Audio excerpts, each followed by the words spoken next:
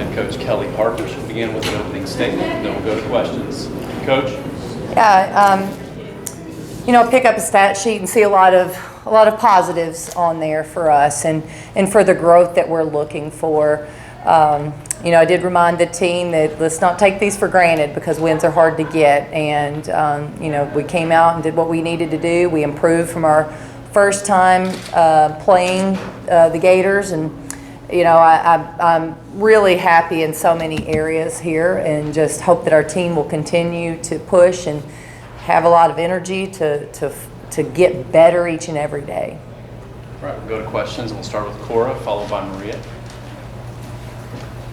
Kellie, I believe it was before the Texas A&M game where you shared the conference stats with the team of being number 11 in scoring defense. Since then, they've held every single team to fewer than 60. How pleased are you with that turnaround, and what do you feel like has contributed the most to that turnaround? Well, I think they want to be better. When we shared that particular stat, they were a little disappointed. I think they want it, and that's the first start. And we've really tried to find opportunities in practice to really ramp up our defense and make sure that we're doing what we need to do. I think we've had individuals improve defensively. I think, there have been times that our communication has been better, just little things. And it might just be small increments right now, but that's what we need. We've got to keep striving to get better. Go next to Maria, followed by Tyler and Casey. Coach, playing point guard at Tennessee is not easy. You know that firsthand. Jasmine Powell, you gave her the biggest hug when she came out of the game. What's the story behind that? Well, Jasmine honestly has been struggling a little bit. She hasn't played as well as she is capable, and it was so good to see her play free and play with great confidence. And when she does that, she's really productive. She has 4 assists, she scored, she guarded, she did a lot of good things for us, and I was so happy for her. Tyler?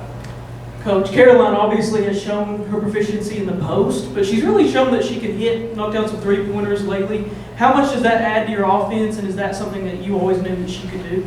Yeah, she's always been a good shooter, and she's working hard on even her consistency. She takes a lot of threes. I'm telling you, she gets a lot of shots up because she works so hard and puts the time in. And it does. It allows us to stretch the defense in a different way than we've really ever been able to do. And proud of her. She gives us good presence in the paint in terms of her post up. She posts up really hard, but now she can really spread the floor, and that gives us a lot of opportunities. We'll go next to Casey, followed by Cora, and then Karthik. Coach, I'm sure you've been asked this in the past with the We Backpack game, but do the emotions ever get easier to deal with on a night like tonight where there's a greater purpose, bigger than basketball, and how has that changed throughout your years coaching here? Yeah, I think all the time leading up to the game, you think about it. We mentioned it before the game, and then, you're out there playing, you look out there and the jerseys say Summit. It can hit you pretty hard. Fortunately, I'm usually pretty busy during the game and don't have an opportunity to let my emotions take over. But, when we're able to sit back and reflect on why we're doing this, I'm just so grateful and thankful that the SEC started the initiative, and for multiple reasons. Obviously, the first being the fight that Pat started with her foundation. We want to bring awareness there and make sure that we know where her mind was there. We want that foundation to really thrive, but also probably more so because I was a player here. It's just one more opportunity to keep her legacy alive. And, when we're talking about her and we're talking about the foundation, we're talking about Pat Summit, and that's still pretty cool. Cora. I believe there were 3 different runs tonight of 9-0, 9-0, 8-0, and those scoring droughts before lasted from 2 minutes to almost 5. How important is that, improvement to be able to hold teams to scoring droughts like that, to go on runs and create that momentum as you go through SEC play? Yeah, I think those creating those scoring droughts for the opponent are really critical because you know, you never know when you're going to be on the flip side of that. And obviously, to start the first quarter, that was us, and we were able to hang tough defensively, so there wasn't a huge discrepancy after only shooting 17% in the first quarter. So you know, it's critical. It's how you extend your lead. You know, and it gives you an opportunity, gives you some margin for error on the offensive end, you know, if you're not making shots. And obviously we didn't shoot the ball great from the perimeter today, but defensively we hung tight and, you know, extended that lead. Karthik and then Ryan. Hey, Coach, leading up to the We Backpack game, is there a story or something that she said to you once upon a time that you've been really reflecting on or thinking about? Not one in particular. We talk a lot about just, you know, for me, I just think what she looked like walking in the gym and the presence that she had, whether it was in the room, in the media, on the court. She just had an unbelievable presence about her and an aura that you could feel. And I like to tell people, you know, I could be standing here talking, and if she walked in, you just knew it. You knew something changed when she walked in the room. And there are just too many stories to dial it down to one. You know, but obviously what she means to this program, to me, to this university. But you know, her touch was nationwide, worldwide, and it wasn't just about sports. And you know, I'm reminded that constantly being in this position, so many people want to come tell me their story. Everybody has a Pat Summitt story, everybody, and it's always really good to hear. Ryan, Maria, and then Cora. Over here, Kelly. So Jordan Horston, I believe that was her 5th double-double of the season. So what does it say that she's not only such a good scorer, but that she kind of impacts the game in other ways as well? Oh, I think that's who she is. Jordan Horston impacts the game, period. And it doesn't have to be scoring. She can do it in so many ways. And I think she guarded well tonight. I thought she rebounded well. She found ways to score. You know, I think for her, she's just so productive. She just does so many things for this basketball team. Things that show up on the stat sheet typically because she's a stat sheet stuffer, but also just even some intangibles. You know, she's pretty vocal and pretty competitive. Maria, Cora, and then Caleb. We were asking the players about Jasmine Franklin, and you know, she even said she's undersized in the post, but she is tough in there. And then also going 8 of 8 from the line. Just how has she stepped in so much to help right now? Well, I think, you know, I like the depth that we have in the center spot, and obviously we can play 2 of them at one time. And what Jazz brings you is just a toughness, a savvy, honestly a relentlessness. You know, she's long with her arms, and she can get her hands on a lot of balls. She understands what's going on. She does a really good job communicating with her teammates. I know if I were out there, I'd like her behind me because she tells you what's going on. And then she's a rebounder. She can really clean it up. And I think, you know, I felt like it was 3 straight that she cleared the boards in 3 straight possessions, and, you know, really kept them off the glass. But she is a little undersized, but she makes up for it. Cora. Obviously, without Tamari Key, you're not getting those, you know, 3, maybe 4 blocks a game that are kind of momentum drivers on defense. So I guess how important is it that now, you know, 11 steals tonight, Jordan Horston, Jordan Walker, Tess Darby, they're all creating those kind of momentum shifting defensive plays now? Yeah, I think we need to find those opportunities. Tamari changed the complexion of our defense. She was our anchor down there, and we could play pretty good position, and she'd always erase our mistakes. And right now, you know, we're playing pretty good position, but if we make a mistake, we don't always have somebody to erase it. So if we could combat that with a few more steals, maybe a charge or 2 here or there, and then we've got to be even a little bit better on the defensive boards because of that. Caleb and then Maria.